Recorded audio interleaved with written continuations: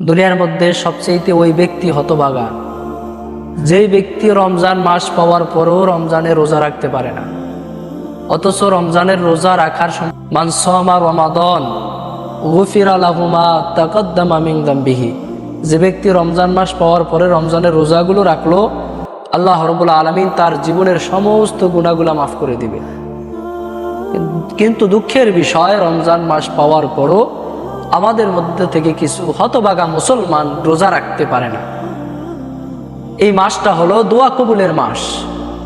আল্লাহ রাব্বুল আলামিন পবিত্র কালামের মধ্যে বলেন, ওয়াইদা সাআলাকা ইবাদি আন্নী ফাইন্নী করিব উজিবুদ দাওয়াতাদ দাঈ ইযা দাআন।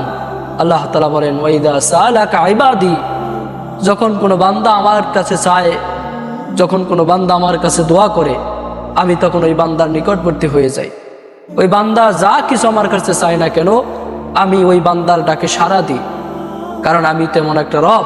ফাযকুরুনি আযকুরুকুম ওয়াশকুরুলি ওয়ালা তাকফুরুন, যে বান্দা আমাকে স্মরণ করে আমি আল্লাহ তাকে স্মরণ করি, যে আমার শুকর আদায় করে, কৃতজ্ঞতা করে, আমিও তার কৃতজ্ঞতা আদায় করি।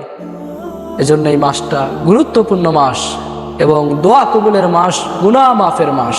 এই মাসটা পাওয়ার পরে যেন আমরা আমাদের জীবনের গুনাহগুলো মাফ করাইতে পারি।